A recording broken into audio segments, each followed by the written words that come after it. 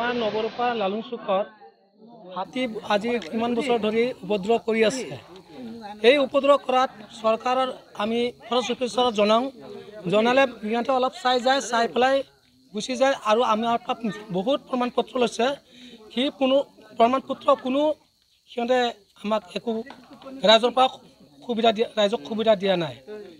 আজি আমি সদায় সেইটো ইয়াত টৰ্চ দিয়ে বোলে কিবা বোম দিয়ে, এইবিলাক আমি কোনো একো পোৱা নাই। সেইবিলাক আমি বেয়া পাইছোঁ আৰু চৰকাৰৰ ফালৰ পৰা আমাক কোনো সুবিধা দিয়া নাই। যোৱা ৰাতিত আমাৰ 4টা ঘৰ ভাঙিলে, 4 ঘৰ ভাঙিছে। আকৌ হাতী মানুহ খেদি ফুৰিছে। 1 নং চুটকুন্দলী নৱৰূপা গাঁৱৰ আমাৰ এই যোৱাকালি আপোনাৰ 3টামান বজাত হাতী বাপু আহি আপোনাৰ বহুতখিনি আজি যোৱা ৰাতি আপোনাৰ 3টামান বজাত হাতী বাপু আহি বহুত অনিষ্ট কৰিলেহি। 4টাকে আপোনাৰ ঘৰ ভাঙিলে। বিশেষ মোৰ কোনো ৰকম বাচিছোঁ আৰু ঘৰ আপোনাৰ যথেষ্ট ক্ষতি কৰিছে। মানুহটো যেনে তেনে বাচিছোঁ।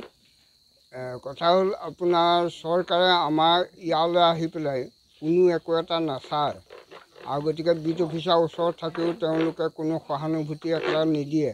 গতিকে যাতে চৰকাৰে অকণমান আমাৰ ফালে চাব লাগে আৰু বিট অফিচাৰে যাতে আমাৰ এই কন্দলী অঞ্চলটোত কিছু সকাহ দিব লাগে। আজি যোৱা নিশা আমাৰ 1 নং চুটকুন্দলী 4 ঘৰ মানুহৰ বনৰীয়া হাতী আহি পেলাই 4 ঘৰ মানুহৰ গোটেই ঘৰ দুৱাৰ ভাঙি নাশ কৰিলে। গতিকে ইয়াৰ ব্যৱস্থা অসম চৰকাৰে পৰিমল শুক্লবৈদ্য মহোদয়ে অতি সোনকালে ইয়াৰ ব্যৱস্থা ল'লে আমাৰ ৰাইজৰ শান্তি আহিব।